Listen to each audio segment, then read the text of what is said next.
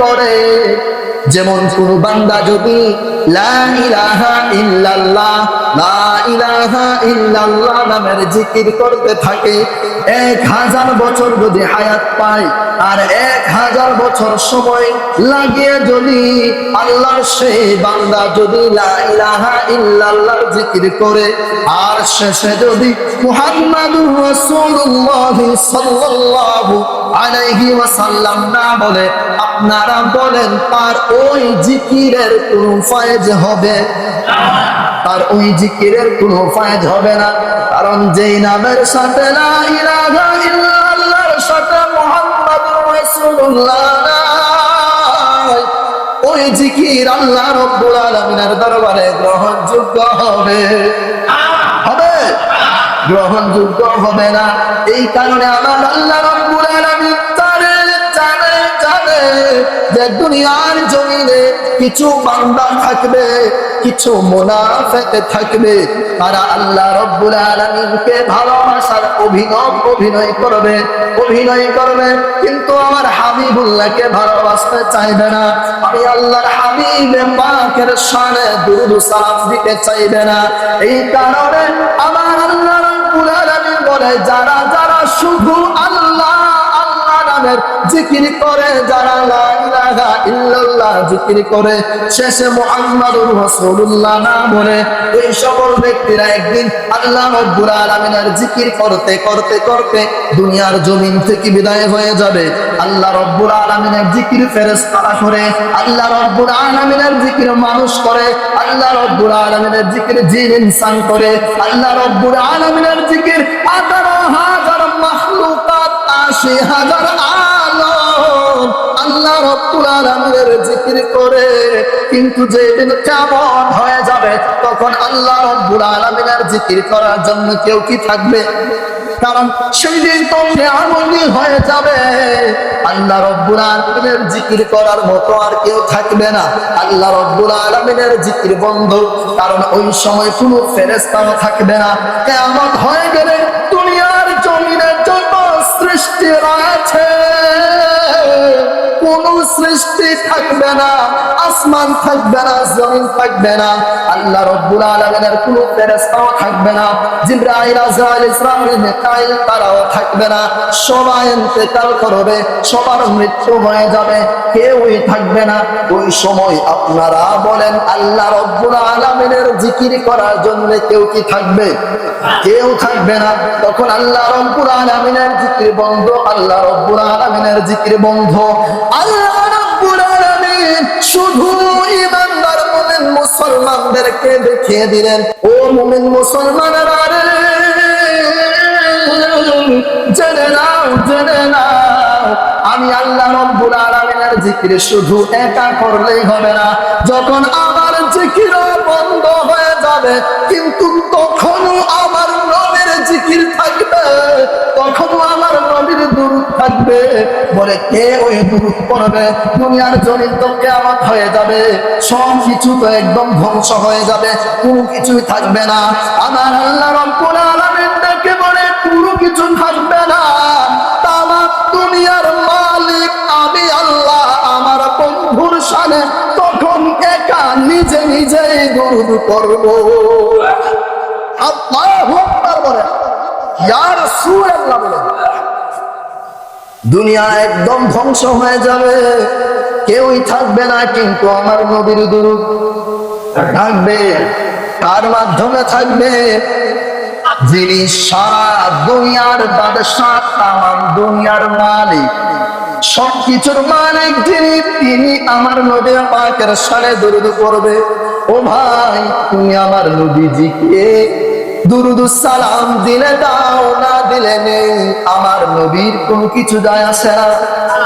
নবী পাকের দুরূদ তুমি পড়লেও নবীর কিছু যায় আসে না, না পড়লেও নবীর কিছু যায় আসে না। তবে যদি তুমি পড়ো তাহলে তোমার আখিরাত উজ্জ্বল, ঠিক কিনা?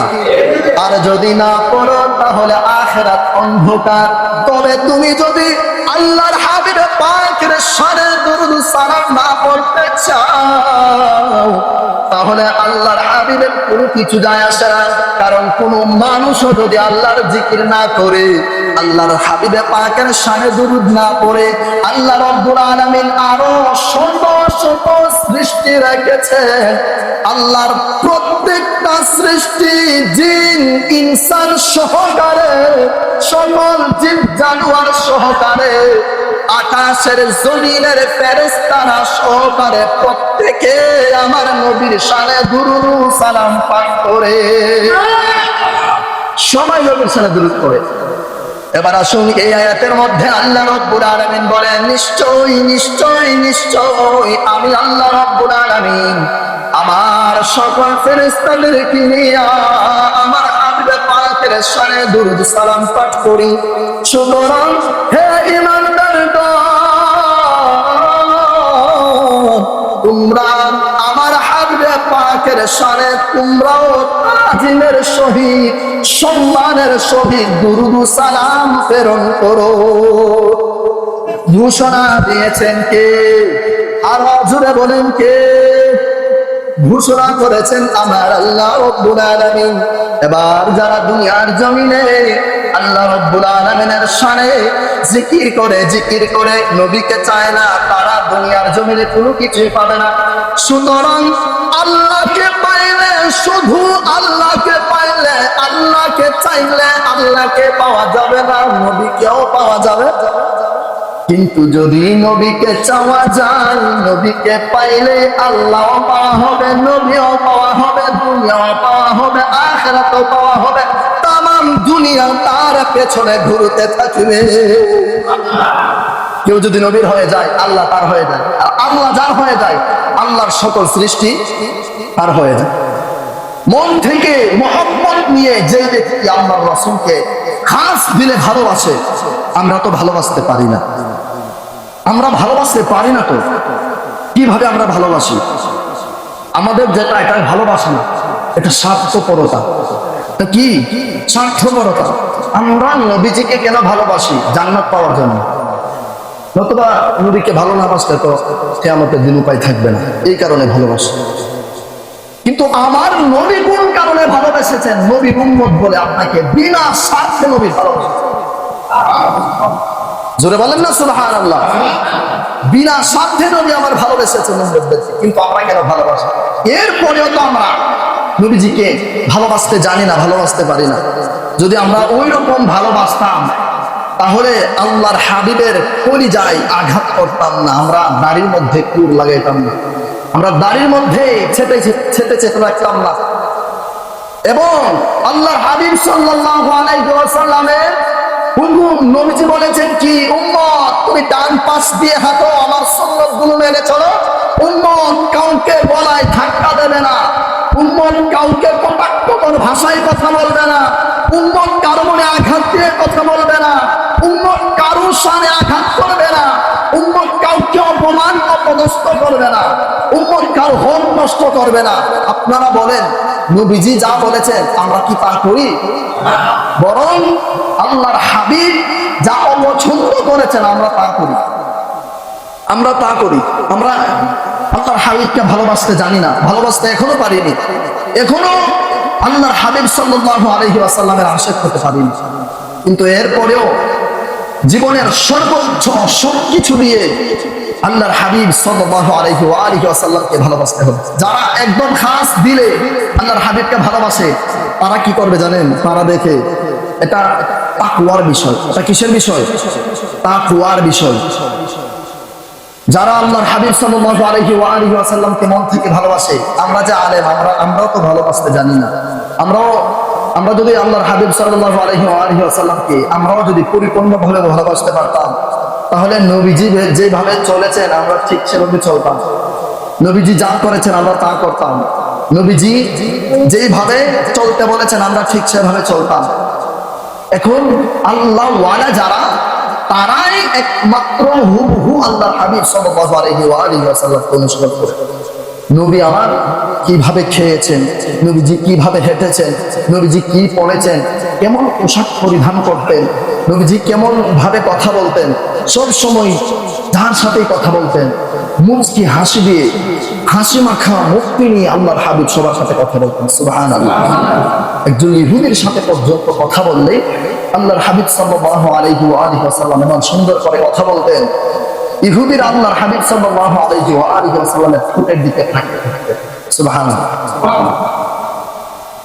বলতে চেয়েছিলাম, যারা এই দুনিয়ার জমিনে আল্লাহর হাবিব সাল্লাল্লাহু আলাইহি ওয়া আলিহি ওয়াসাল্লামের শানে আঘাত করে এবং যারা নবী পাক সাল্লাল্লাহু আলাইহি ওয়া আলিহি ওয়াসাল্লামের দুরূদকে খাটো করার চেষ্টা করে, ওই সকল ব্যক্তিরাও আল্লাহর রাসূল সাল্লাল্লাহু আলাইহি ওয়া আলিহি ওয়াসাল্লামের দুরূদকে খাটো করলেও একদম সবকিছু থেকে বাদ দিয়ে দুনিয়ার জমিনে বাঁচতে পারবে না, দুনিয়ার জমিনের নিঃশ্বাসটা পর্যন্ত ছাড়ার সুযোগ নেই।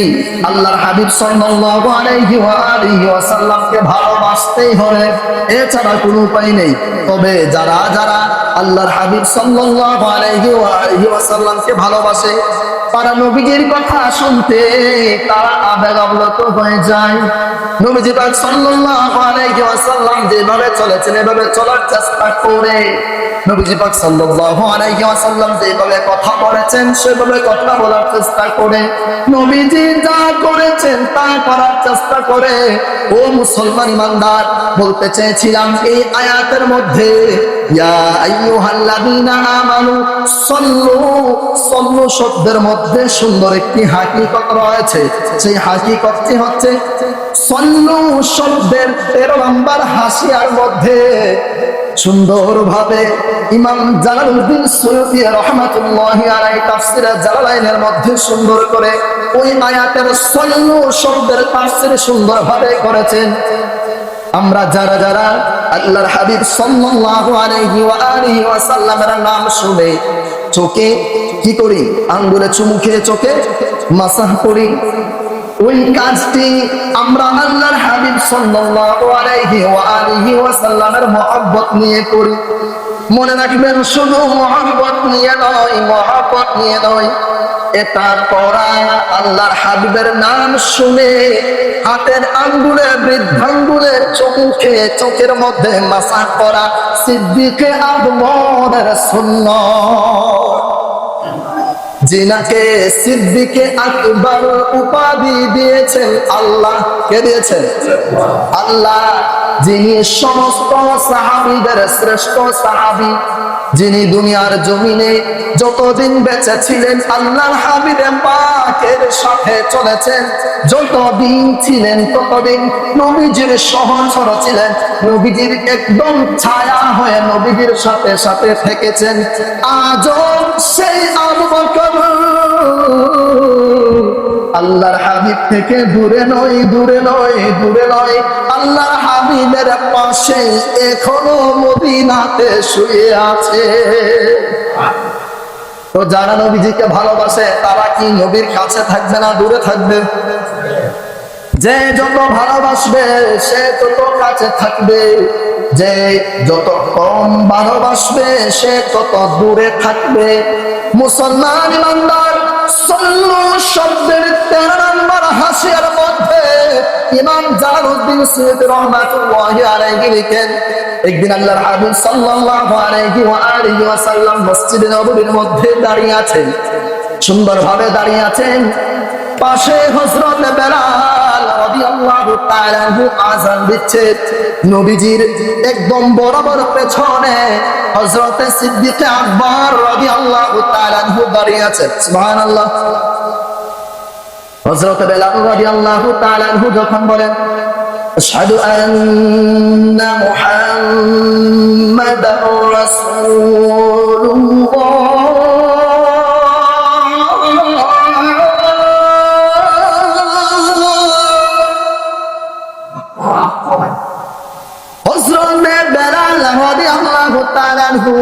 আশহাদু আন্না মুহাম্মাদার রাসূলুল্লাহ শব্দটি উচ্চারণ করেছে আযানের মধ্যে। সমস্ত সাহাবীরা মসজিদে ভরপুর। এখন আমরা আসি না, কিন্তু ওই সময়কার সময়ে সকল সাহাবীরা আজানের আগে আগে মসজিদে চলে আসতেন। কারণ ইনারা ওই সময় কোনো ঘড়ি ছিল না, সূর্য দেখে দেখে বলতেন এখন আসরের সময় হয়ে গেছে, এখন মাগরিবের সময় হয়েছে, এখন এশার সময় হয়েছে, এখন জোহরের সময় হয়েছে, এখন ফজরের সময় হয়েছে। সমস্ত সাহাবায়ে কেরাম তখন আজানের আগে আগে মসজিদে এসে একদম ভরপুর হয়ে যেতেন। সিদ্দিক আকবর রাদিয়াল্লাহু তাআলা আনহু নবীজি পাকের বরাবর পেছনে, মসজিদ একদম নীরব নিশ্চুপ। উপরে আজান হচ্ছে, হযরত বেলাল রাদিয়াল্লাহু তাআলা আনহু আজান দিচ্ছেন। আর যখন আশহাদু আন্না মুহাম্মাদার রাসূলুল্লাহ শব্দ উচ্চারণ করলেন, সিদ্দিক আকবর রাদিয়াল্লাহু তাআলা আনহু শোনা মাত্র দুইবার হাতের মধ্যে চুমু খেয়ে চোখের মধ্যে মাসাজ করলেন। সুবহানাল্লাহ। আরো জোরে বলেন, আরো জোরে বলেন। সিদ্দিক আকবর রাদিয়াল্লাহু তাআলা আনহু সহকারে সমস্ত সাহাবায়ে কেরাম এই দিকে ফিরে দাঁড়িয়ে আছেন, আর আমার নূর নবীজি রাহমাতাল লিল আলামিন এইভাবে দাঁড়িয়ে আছেন। আজান হচ্ছে, তখন সিদ্দিক আকবর রাদিয়াল্লাহু তাআলা আনহু ওই সময় দুইবার চুমু খেয়েছেন। নবী আমার পেছন থেকে শুনতে পারলেন। আপনারা বলেন আমার নবী সামনে যা দেখে পেছনে তা দেখে কি দেখে না? নবীজি ডানে যা দেখে বামে তা দেখে কি দেখে না? নবীজির শরীয়তের চক্ষু যদি দুইটা হয়ে থাকে, আল্লাহ রাব্বুল আলামিন আমার নবীকে এমন ক্ষমতা দিয়েছেন, আজও রোজার পাকের ভেতর থেকে পৃথিবীর পূর্ব থেকে পশ্চিম প্রান্ত পর্যন্ত, উত্তর থেকে দক্ষিণ প্রান্ত পর্যন্ত আল্লাহর হাবিব সাল্লাল্লাহু আলাইহি ওয়াসাল্লাম রোজার পাকের ভেতর থেকে প্রত্যেকটা উম্মতকে দেখতে পারে এবং তাদের বাবা দাদাকেও দেখতে পারে। সিদ্দিক আকবর রাদিয়াল্লাহু তাআলা আনহু এবার চুমু খেলেন। নবীজি আমার সামনের দিকে তাকিয়ে আছেন। আজান শেষ হলো, নবীজি জিজ্ঞেস করলেন, আমি একটু আগে চুমুর আওয়াজ শুনেছি, মসজিদ তো একদম নিশ্চুপ, একদম নীরব ছিল, ওই সময় দুইবার চুমুর আওয়াজ শুনেছি, এই চুমুটা খেয়েছে কে? সিদ্দিক আকবর রাদিয়াল্লাহু তাআলা আনহু সহকারে সমস্ত সাহাবায়ে কেরাম অবাক হয়ে গেলেন। হায় রে, কে জানি রে এই কাজ করলো, না জানি কত বড় বেয়াদবি হয়ে গেল। আপনারা বলেন সিদ্দিক আকবর রাদিয়াল্লাহু তাআলা আনহু এই কাজটি কি বেয়াদবির জন্য করেছে না মহব্বতের কারণে করেছে? মহব্বতের কারণে করেছে। আমার নূর নবীজি রাহমাতাল লিল আলামিন বলা মাত্র সিদ্দিক আকবর রাদিয়াল্লাহু তাআলা আনহু ডেকে বলে, ইয়া রাসূলুল্লাহ, ইয়া হাবিবাল্লাহ, নবী গো, আমি চুমু খেয়েছি। সুবহানাল্লাহ। আল্লাহ রাসূল সাল্লাল্লাহু আলাইহি ওয়াসাল্লাম বলে, কেন চুমু খেয়েছো? তখন সিদ্দিক আকবর ডাক দিয়া বলে, ইয়া রাসূলুল্লাহ, ইয়া হাবিবাল্লাহ, নবী গো, আজানের মধ্যে আপনার নাম খানে শুনলাম, শোনা মাত্র আমার কাছে মনে হচ্ছে ওই শব্দটা আমার কান দিয়ে ঢুকেছে, মস্তিষ্ক পর্যন্ত চলে গেছে। আমি জানি না কিভাবে এটা হয়েছে, মন থেকে মহব্বত নিয়ে আমার আবেগ আপ্লুত হয়ে আপনার নাম মুবারক শোনা মাত্র চুমু খেয়ে চোখের মধ্যে মাসে করেছি। সিদ্দিক আকবর রাদিয়াল্লাহু তাআলা আনহু এই কথা শুনিয়া আল্লাহর হাবিব সাল্লাল্লাহু আলাইহি ওয়াসাল্লাম ভরা মজলিস সকল সাহাবায়ে কেরামদেরকে ডেকে বললেন, রে সাহাবীর দলেরা, তোমরা জেনে নাও এই কাজ সিদ্দিক আকবর যেই কাজটি করেছে একমাত্র আল্লাহর হাবিবের মহব্বতে এই কাজ করার কারণে আল্লাহ রাব্বুল আলামিন নিজে আমি নবীর শানে মহব্বত এটা করার কারণে স্বয়ং আল্লাহ নিজে খুশি হয়ে গেছে। সম্মান করেছে কাকে? নবীজিকে। খুশি হয়েছেন কে? আল্লাহ। এই কারণে প্রতিটা পদক্ষেপে সিদ্দিক আকবরের এই মহব্বত দেখিয়ে আল্লাহ রাব্বুল আলামিন সিদ্দিক আকবর রাদিয়াল্লাহু তাআলা আনহুকে হযরতে আবু বকর সিদ্দিক রাদিয়াল্লাহু তাআলা আনহুকে উপাধি দিয়েছেন সিদ্দিক আকবর। এই সিদ্দিক আকবর উপাধি হয়েছে শুধু একটি কারণে নয়, সিদ্দিক আকবর রাদিয়াল্লাহু তাআলা আনহু বহুবার, অধিকাংশ সময়, অনেক সময় তিনার জিন্দেগিতে ৬৩ বছরের জিন্দেগিতে আল্লাহর হাবিবকে যতদিন কাছে পেয়েছেন ততদিন পর্যন্ত সিদ্দিক আকবর রাদিয়াল্লাহু তাআলা আনহু এই মহব্বত নিয়ে আল্লাহর হাবিব সাল্লাল্লাহু আলাইহি ওয়াসাল্লামের সাথে চলেছেন। এই কারণে আল্লাহ রাব্বুল আলামিন সিদ্দিক আকবর রাদিয়াল্লাহু তাআলা আনহুকে সম্মানী মর্যাদা দিয়েছেন, সম্মানে একটি উপাধি দিয়েছেন। মুসলমান ইমানদারেরা রে, দুনিয়ার জমিনে কিয়ামত পর্যন্ত এই সুন্নতকে যারা আঁকড়ে ধরবে, এই কথা আমার নূর নবীজি রাহমাতাল লিল আলামিন সকল সাহাবায়ে কেরামদেরকে উদ্দেশ্য করে বলছেন, এই সাহাবীরা রে, তোমরা জেনে নাও রে, এই মহব্বতকে আমার যেই সকল উম্মতেরা আঁকড়ে ধরবে রে, তাদেরকে স্বয়ং আল্লাহ। আমি গত জুমায়ও বলেছিলাম, আমরা আল্লাহকে ভালোবাসি এটা বড় কথা নয়, আমরা আল্লাহকে ভালোবাসি শুধু আমরা না, আল্লাহ কোটি কোটি বান্দা রয়েছে সবাই আল্লাহকে ভালোবাসে, কিন্তু আল্লাহ কাকে ভালোবাসে এটাই বড় কথা। আল্লাহ কাকে ভালোবাসে এটাই মেন কথা, এটাই আসল কথা। আল্লাহ যাকে ভালোবাসে, আল্লাহ যার হয়ে যায় তার দুনিয়াটা হয়ে যায়, আর যার আল্লাহ নাই তার কোনো কিছুই নাই। আর আল্লাহকে পেতে হলে পেতে হবে কাকে? নবীকে। নবী ছাড়া আল্লাহ নেই, আর আল্লাহ ছাড়া দুনিয়া আখিরাত কোনো কিছু আছে? কোনো কিছুই নেই।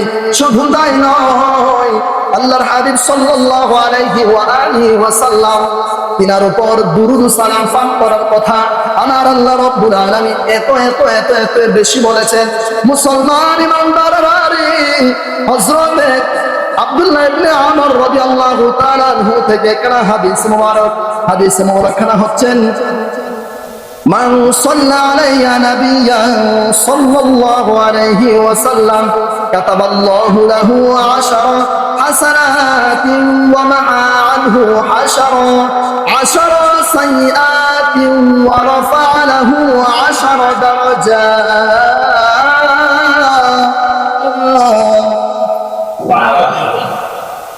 আল্লাহ রাসূল সাল্লাল্লাহু আলাইহি ওয়া আলিহি ওয়াসাল্লাম দেখে বলছেন, যদি আমার কোন উম্মতেরা মহব্বত নিয়ে আমি নবীজির উপর একবার দুরূদ প্রেরণ করে, কয়বার? একবার দুরূদ প্রেরণ করে রে, মহব্বত নিয়ে দুরূদ পড়লে আল্লাহ রাব্বুল আলামিন সাথে সাথে তার 10টি গুনাহ মাফ করে দেয়, এবং তার 10টি তার আমল নামার মধ্যে 10টি নেকি লিপিবদ্ধ করে নেয়। সুবহানাল্লাহ। শুধু তাই নয়, ওই ব্যক্তির জন্য 10টি মর্যাদা বৃদ্ধি অর্থাৎ বাড়িয়ে দেয়। সুবহানাল্লাহ। মুসলমান ইমানদার, আল্লাহর হাবিবের পাকের উপর যে যত বেশি দুরূদ পড়বে, আখিরাতে সে তত বেশি আল্লাহর হাবিবের পাকের কাছে থাকবে। সুবহানাল্লাহ। আমরা কি নবীজির কাছে থাকতে চাই না দূরে থাকতে চাই? তো কাছে থাকতে চাইলে নবীজি পাকের শানে দুরূদ সালাম পাঠ করতে হবে, কি হবে না? নবীজির শানে দুরূদ পড়লে আস্তে পড়বো নাকি জোরে পড়বো? মনোযোগ দিয়ে পড়বো না অমনোযোগী হয়ে পড়বো? অবশ্যই মনোযোগ দিয়ে পড়বো, কেননা আল্লাহর রাসূল সাল্লাল্লাহু আলাইহি ওয়া আলিহি ওয়াসাল্লামের আরো একটা হাদিস মোবারক আমি আপনাদেরকে জানাই নেই। হযরতে আম্মার বিন ইয়াসির রাদিয়াল্লাহু তাআলা আনহু থেকে হাদিস মোবারক খানার রওয়ায়াত, এই হাদিস মোবারক খানার রওয়ায়াত করেছেন হযরতে আম্মার বিন ইয়াসির রাদিয়াল্লাহু তাআলা আনহু। নবীজি পাক সাল্লাল্লাহু আলাইহি ওয়া আলিহি ওয়াসাল্লাম দেখে বলেন, এ দুনিয়াবাসীরা রে, তোমরা জেনে নাও আমি নবী পাকের মহব্বতে যে বান্দারা দুরূদ সালাম পাঠ করবে, ওই দুরূদ সালাম আমি নিজের কানে শুনতে পাই। আরো জোরে বলেন। যদি কেউ মহব্বত নিয়ে এই দুরূদ সালাম পাঠ করে, ওই দুরূদ আমার নিজের কানে শুনতে পাই। আর যদি কেউ কম মহব্বত নিয়ে দুরূদ পাঠ করে, তার ওই দুরূদ বিফলে যাবে না। যেই দিন থেকে আল্লাহর হাবিব সাল্লাল্লাহু আলাইহি ওয়া আলিহি ওয়াসাল্লাম রওজা শরীফে শুয়ে আছেন, ওই দিন থেকে আল্লাহ রাব্বুল আলামিন একজন স্পেশাল ফেরেশতা আল্লাহর হাবিব পাকের রওজার কাছে নিযুক্ত করেছেন। একদম রওজা পাকের বরাবর সামনে, রওজা পাকের সামনে দাঁড়িয়ে আছে। আল্লাহর রাসূল সাল্লাল্লাহু আলাইহি ওয়াসাল্লামের উপর যারা কম মহব্বত নিয়ে দুরূদ সালাম পাঠ করবে, ওই ফেরেশতা দেখে দেখে বলে, ইয়া রাসূলুল্লাহ ওয়া ইয়া হাবিবাল্লাহ, নবী গো, রমজান বেগগ্রামের উমুকের ছেলে অমুক। কারণ এক নামের অধিকাংশ মানুষ আছে না নাই? এই কারণে দেখবেন বিয়ের মধ্যে অথবা যে কোনো কাজের মধ্যে এটা ইসলামের প্রথম জামানা থেকে আসছে, একদম ইসলামের প্রথম জামানা থেকে আসছে। বাবার নাম নিয়ে তারপর ছেলের নাম বলতে হয়, কিংবা কোনো ব্যক্তি কোনো কিছু করলে, যেমন যারা কুরবানি দেয় তাদের বাবার নাম দেয় কি দেয় না? বাবার নাম দেয়। কারণ আল্লাহ রাব্বুল আলামিনের কাছে এক নামের অধিকাংশ লোক রয়েছে। ওই ফেরেশতা ডেকে ডেকে বলে, ইয়া রাসূলুল্লাহ ওয়া ইয়া হাবিবাল্লাহ, নবী গো, রমজান বেগগ্রামের উমুকের ছেলে উমুক আপনার নামে আপনার মহব্বতে দুরূদ সালাম পাঠ করেছে। খুশি না বেজার? এজন্যই নবী পাকের দুরূদ পড়লে শুধু খুশি নয়, শুধু সওয়াবই হয় নাই, নবী পাকের শানে দুরূদ সালাম পাঠ করলে প্রত্যেকটা বান্দা বান্দিনীর গুনাহ হালকা হয়ে ঝরে নিচে পড়ে যায়। এজন্য তো বলে রাহমাতাল লিল আলামিন, আপনি উম্মতের জামি, গুনাহগারের বড় আপনজন, আল্লাহর নবী মোরার নবী গো, আপনি নবী আর জীবনের জীবন, আল্লাহর নবী মোরার নবী, আপনি নবী আমার। নবীজিকে জীবন দিয়ে ভালোবাসতে চায় কি চায় না? যারা নবীজিকে জীবন দিয়ে ভালোবাসে, আখিরাত তাদের জন্য নিশ্চিত সুসংবাদের ব্যবস্থা হয়ে আছে। ইন্তেকালের পর নবী পাকের ওই দুরূদের তাজাল্লিতে তার কবর আলোকিত হয়ে যাবে। আরো জোরে বলেন, পেছনের ভাইয়েরা বলেন। শুধু তাই নয় রে বাবা, মুসা আলাইহিস সালাতু ওয়াস সালামের জামানায় একজন ফাসিক লোক ইন্তেকাল করেছেন। ওই লোকের ইন্তেকালের পর দুনিয়ার ওই সময়ে যারা যারা ছিল দুনিয়ার জমিনে প্রত্যেকে জানতো সে খারাপ লোক। সবাই মিলে ওই লোককে তাকে জানাজা দেয় নাই, দাফন করে নাই, ডাস্টবিনের মধ্যে নিয়ে ফেলে দিয়েছে। সবাই ফেলে দেওয়ার পর আল্লাহ রাব্বুল আলামিন মুসা আলাইহিস সালাতু ওয়াস সালামকে ডেকে বলছেন, হে মুসা রে, দুনিয়ার জমিনে অমুক জায়গার মধ্যে অমুক এক ব্যক্তি দাফন ছাড়া, জানাজা ছাড়া ময়লার মধ্যে নিযুক্ত হয়ে পড়ে আছে, তুমি তাকে ময়লা থেকে উঠিয়ে নাও, উঠিয়ে গোসল করিয়ে জানাজা পড়িয়ে তাকে দাফন করে দাও। আল্লাহ রাব্বুল আলামিন বলে, হযরত মুসা আলাইহিস সালাতু ওয়াস সালাম দেখে বলছেন, আল্লাহ ওই লোকটা তো খারাপ ছিল। আল্লাহ বলে, আমি জানি, তবে আমি তাকে ক্ষমা করে দিয়েছি। সুবহানাল্লাহ, আমি তাকে ক্ষমা করে দিয়েছি। এই জন্যই ওই হাদিসে মুবারক খানা থেকে আরো একটা কথা আমি জানিয়ে দিই। দুনিয়ার জমিনে একজন মানুষ সারা বছর সুদ খেয়েছে, সারা জীবন জিনা করেছে, সারা জীবন খারাপ কাজ করেছে, হারাম কাজ করেছে, অন্যায় অত্যাচার করেছে, কিন্তু একদিন হঠাৎ করে নামাজে এসেছে, আপনি তাকে দেখে মশকরা করতে পারবেন না। এই ক্ষমতা আল্লাহ রাব্বুল আলামিন কাউকে দেয় নাই। যদি তার একদিনের ইবাদত আল্লাহ রাব্বুল আলামিনের দরবারে কবুল হয়ে যায়, এই কারণে আপনি আল্লাহ রাব্বুল আলামিনের দরবারে দোষী হয়ে যাবেন। ওই ব্যক্তি একদিন আমল করে ক্ষমা পেয়ে যাবে, আপনি সারা বছর আমল করে গুনাহগার হয়ে গেলেন। ঠিক কিনা বলেন? মুসা আলাইহিস সালাতু ওয়াস সালাম আল্লাহরে কয়, আল্লাহ ওই ব্যক্তি তো খারাপ ছিল। আল্লাহ বলে, আমি জানি তো, আমি জানি সে খারাপ, কিন্তু আমি ক্ষমা করে দিয়েছি। আল্লাহ কেন ক্ষমা করে দিয়েছেন জানতে চাই। সুবহানাল্লাহ। মুসা আলাইহিস সালাতু ওয়াস সালাম আল্লাহরে কয়, আল্লাহ জানতে চাই এত বড় নিকৃষ্ট খারাপ কাজ করতো, এত বড় হারাম কাজ করতো, এত খারাপ থাকার পরে আপনি ক্ষমা করেছেন। ওই ব্যক্তি ডাক দিয়া বলেন, আল্লাহ রাসূল সাল্লাল্লাহু আলাইহি মুসা আলাইহিস সালাতু ওয়াস সালাম আল্লাহরে বলছেন, আল্লাহ রাব্বুল আলামিন বলে, মুসা রে, ওই ব্যক্তি যখন দুনিয়ার জমিনে থাকতো সারাদিন মদ পান করতো, নেশা করতো, খারাপ কাজ হারাম কাজ জিনা ব্যভিচারের মধ্যে লিপ্ত থাকতো, কিন্তু ওই ব্যক্তি ইন্তেকালের আগে যখন ঘরে আসতো, ঘরে আসার পর তাওরাত কিতাব উল্টাতো। সুবহানাল্লাহ। তাওরাত কিতাব উল্টানোর পর হঠাৎ করে পড়তে পড়তে যখন আমার হাবিবে পাকের নাম মুবারক আসতো, যখন মুহাম্মদ সাল্লাল্লাহু আলাইহি ওয়াসাল্লাম নামটি আসতো, তখন সাথে সাথে ওই ব্যক্তি আমার নবী পাকের নামের নামটি পাঠ করার পর পর দুরূদ সালাম পাঠ করে হাতে চুমু খেয়ে চোখে মুখে মাখতো।